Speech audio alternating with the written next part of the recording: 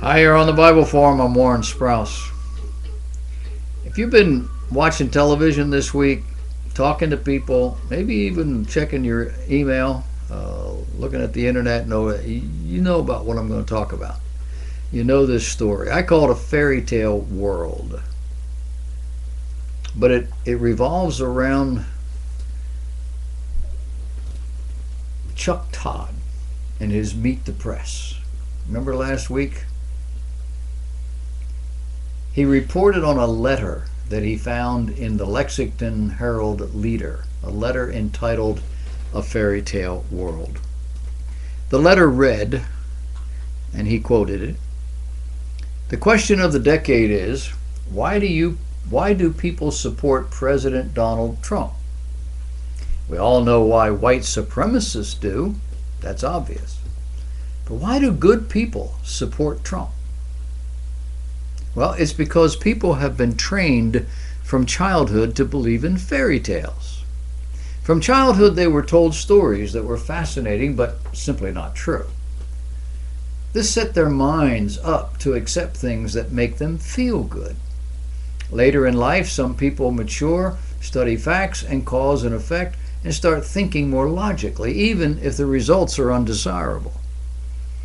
So you have this population that loves Trump because he makes them feel good. The more fairy tales and lies he tells, the better they feel. Trump is a master liar who knows what makes people feel good, and that is what he goes with. Sure, it'd be nice if climate change did not exist. Show me a person, however, who believes in Noah's Ark, and I'll show you a Trump voter. There are multitude of solid scientific reasons the Ark did not happen. Some people learn this, some people don't, and those who don't, well, they accept Trump. But can a world survive on fairy tales? Here's some truisms the left rejects, or perhaps doesn't even know. For example, 2 plus 2 equals 4. The left is not limited by this calculus. They can make it 5 in a heartbeat. Another one is when you placate an enemy, that enemy is emboldened against you.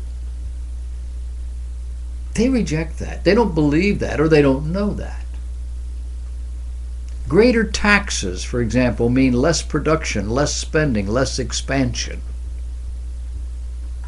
The more godly a person, the more reliable they will be. They will tell the truth. They will be your friend. Global warming is a cycle history validates over the last 10,000 years. Political, social, economic liberalism has never built a nation. These are things the left doesn't know or won't accept. A strong U.S. military is the best deterrent of war. There's a God in heaven we need to acknowledge. And Israel is a bellwether of global peace, meaning when Israel is under attack, war is not far behind. History is a cruel reminder. For Israel's rejection of God, the 10 tribes of the north were scattered in 722. The kingdom of Judah followed in AD 638. Enter the Muslims.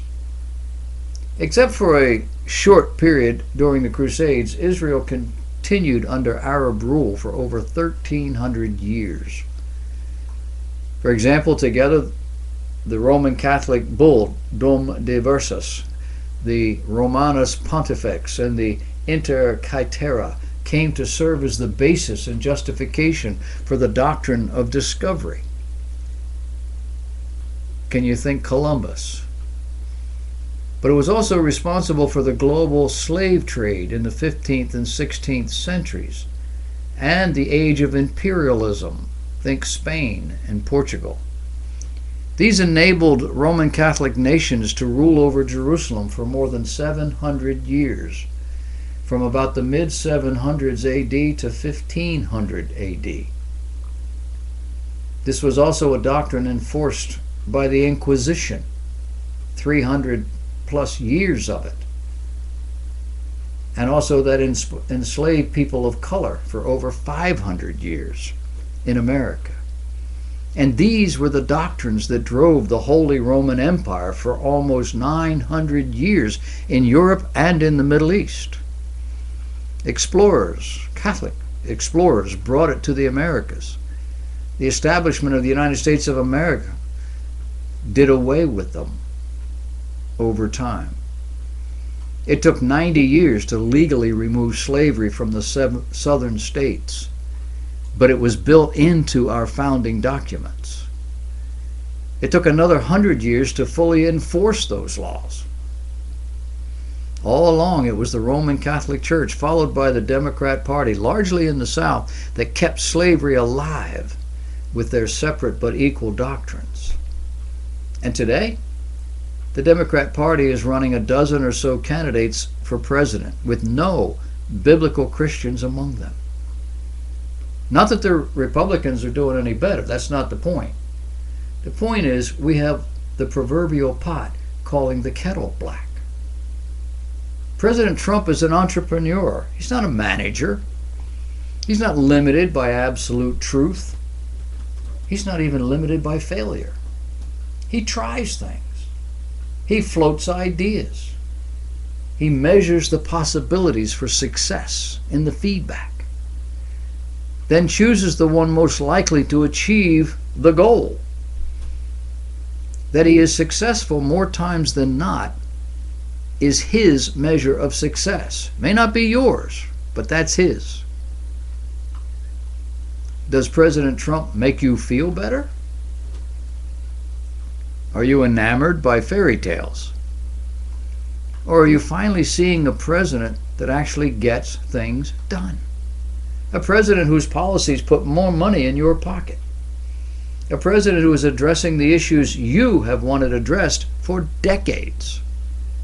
A president that actually supports Israel. A president that does not act like the United States is supposed to keep the peace all over the world. A president who is able to stop foreign governments from benefiting from our losses. Not your idea of a Christian? Not mine either. But be careful before you judge this thing. Wait and see how it turns out. So far, it's really doing good.